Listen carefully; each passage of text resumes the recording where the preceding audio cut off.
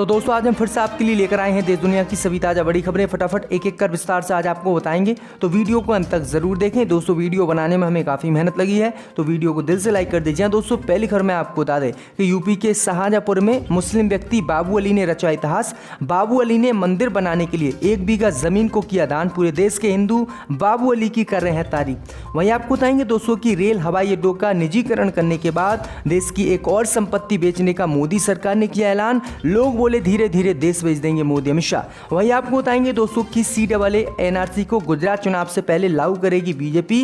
गृह मंत्री अमित शाह ने किया ऐलान। वहीं आपको बताएंगे दोस्तों की हिजाब बैन पर सुप्रीम कोर्ट के फैसले पर बोले सपा सांसद शफीकुर रहमान बर्ग। बोले लड़कियां बेपर्दा घूमेंगी तो बढ़ेगी देश में आवारगी।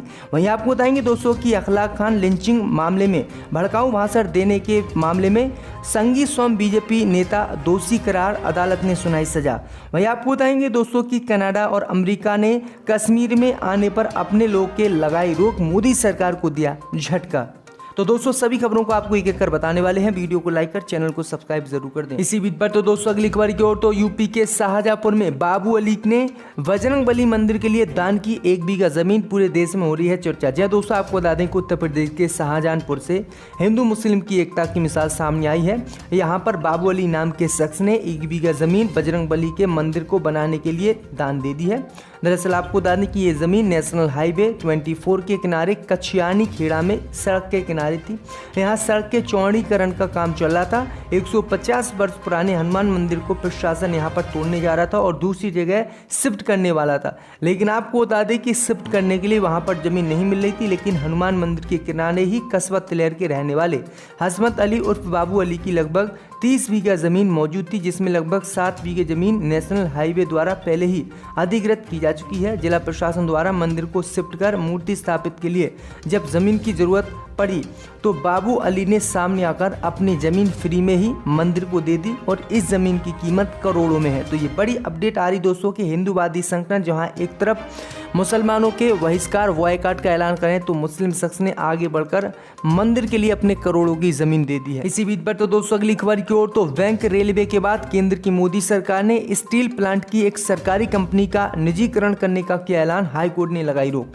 दोस्तों आपको जब से केंद्र में मोदी सरकार बनी है तब से लगातार सरकारी संपत्तियों का निजीकरण कर उसको बेच रही है। इस बीच खबर सामने निकल कर आई दोस्तों की रेलवे और हवाई अड्डों का निजीकरण करने के बाद केंद्र की मोदी सरकार ने आंध्र प्रदेश में स्टील प्लांट के निजीकरण का ऐलान कर दिया है। दरअसल आपको बता दें कि ये प्लांट विशाखापट्टनम में है और ये लगातार मुनाफा सरकार को दे रहा है, लेकिन मुनाफा देने के बावजूद भी केंद्र की मोदी सरकार ने इस प्लांट को इस सरकारी कंपनी को बेचने का ऐलान किया है।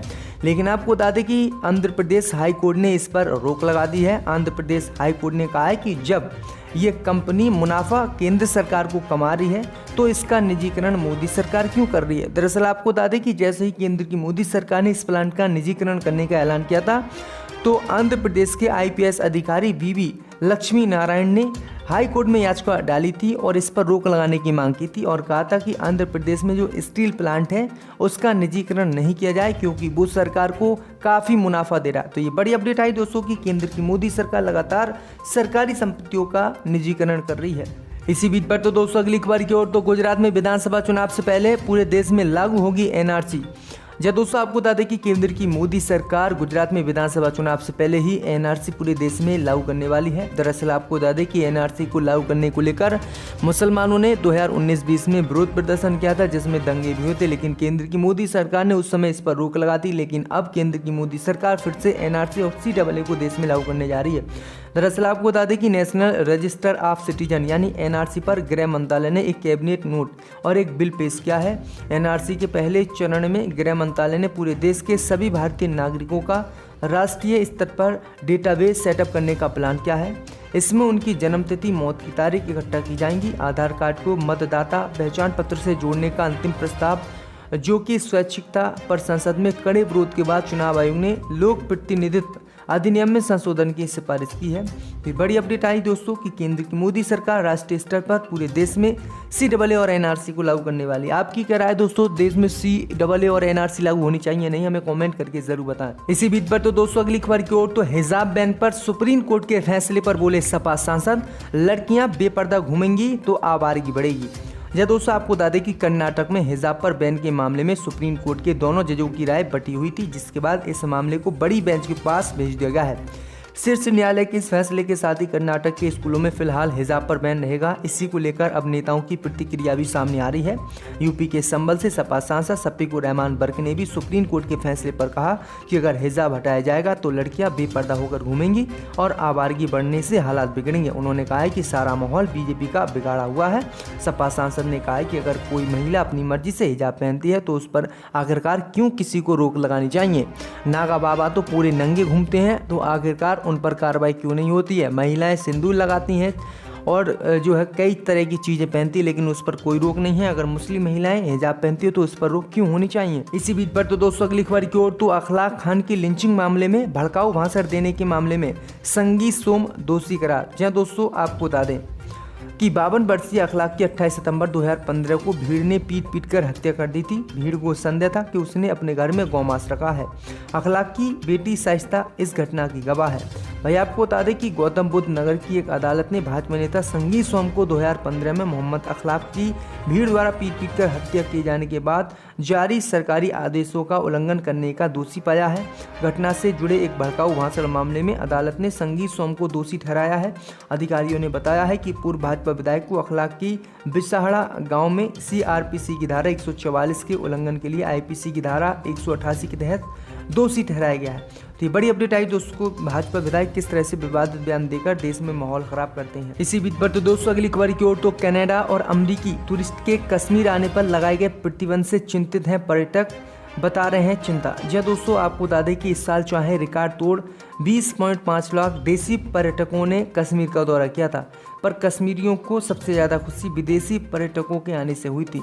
चाहे विदेशी पर्यटकों की संख्या मुट्ठी भर ही थी, लेकिन अब कनाडा और अमेरिका द्वारा अपने नागरिकों पर जम्मू कश्मीर जाने पर पाबंदियों ने पर्यटक व्यवस्था से जुड़े लोगों के माथे पर चिंता की लकीरें पैदा कर दी हैं। आपको बता दें दोस्तों कि कनाडा और अमेरिका ने अपने नागरिकों को कश्मीर नहीं जाने की सलाह दी है और कहा है कि आप किसी भी कीमत पर कश्मीर ना जाएं, और कश्मीर जाने पर कनाडा और अमेरिका ने अपने लोग पर प्रतिबंध लगा दिया है, जिससे कश्मीर के लोग चिंतित हैं। इसी बीच पर तो दोस्तों अगली खबर की ओर, तो हिजाब विवाद पर सुप्रीम कोर्ट के फैसले पर बोले कपिल सिब्बल। जय दोस्तों आपको बता दें कि कर्नाटक के स्कूल कॉलेजों में हिजाब बैन के मामले में सुप्रीम कोर्ट का फैसला कल आ गया था, लेकिन दोनों जजों की राय बटी हुई थी, जिसके बाद इस मामले को बड़ी बेंच के पास भेज दिया गया। भाई आपको बता दें कि अब इसी मामले को लेकर कपिल सिब्बल ने कर्नाटक के स्कूलों में हिजाब बैन को लेकर बड़ी बात कही है। उन्होंने कहा है कि कर्नाटक को बीजेपी ने प्रयोगशाला बनाया है, अगर ये सफल होता है तो राजनीति लाभ के लिए हिजाब बैन को बीजेपी दूसरे राज्यों में भी लागू कर देगी। सिब्बल ने कहा है कि इसकी बजाय बीजेपी को इन्फ्लेशन कम करने, फैक्ट्री उत्पादन में बढ़ोतरी, गरीबी कम करने और गरीबों को न्याय दिलाने के लिए काम करना चाहिए, लेकिन ये तो सिर्फ मुसलमान और हिंदू के ऊपर बटे हुए हैं। इसी बीच पर तो दोस्तों अगली खबर की ओर, तो गुजरात हिमाचल चुनावों की तारीखों का आज ऐलान संभव। जब दोस्तों आपको बता दें कि चुनाव आयोग ने गुजरात और हिमाचल प्रदेश में विधानसभा चुनावों की तैयारी पूरी कर ली है। आज चुनाव आयोग इन दोनों राज्यों में चुनावी शेड्यूल जारी कर सकता है। दोपहर 3 बजे चुनाव आयोग ने प्रेस कॉन्फ्रेंस बुलाई है। पिछले कई दिनों से अलग अलग राजनीतिक दल इन राज्यों में अपने वर्चस्व जमाने की कोशिश कर रहे हैं। सबसे ज़्यादा फोकस गुजरात चुनाव पर रहेगा, वहीं हिमाचल में भी बीजेपी फिर से अपना पूरा जोर लगाएगी। तो ये बड़ी अपडेट आई दोस्तों कि इन दोनों राज्य की चुनावी तारीखों का आज ऐलान हो सकता है कि कब इन राज्यों में चुनाव होंगे। इसी बीच पर तो दोस्तों अगली खबर की ओर, तो ज्ञानवापी मस्जिद विवाद पर आज कोर्ट कर रहा है सुनवाई, कार्बन डेटिंग पर सुनाएगा फैसला। जब दोस्तों आपको बता दें कि ज्ञानवापी मस्जिद में कार्बन डेटिंग मामले में वाराणसी की जिला अदालत को आज फैसला सुनाना है। कोर्ट ने इससे पहले दोनों पक्षों को सुनने के बाद 11 अक्टूबर को फैसला सुरक्षित रख लिया था। कोर्ट ये तय करेगी कि कार्बन डेटिंग या वैज्ञानिक विधि से ज्ञानवापी परिसर की जांच करानी है या नहीं। दरअसल आपको बता दें कि हिंदू पक्ष जिसे शिवलिंग कह रहा है उसे मुस्लिम पक्ष फव्वारा बता रहा है। हिंदू पक्ष की मांग है कि शिवलिंग की जांच के लिए कार्बन डेटिंग कराई जाए ताकि उसकी उम्र का पता चले और फिर दूध का दूध और पानी का पानी हो जाए। कार्बन डेटिंग की मांग 4 महिलाओं ने की थी। वाराणसी की जिला जज का डॉक्टर अजय कृष्ण बिश्नोई की अदालत में सुनवाई चल रही है। अब देखते हैं इस पर क्या फैसला कोर्ट सुनाता है। इनडायरेक्टली फायदा पहुंचा है।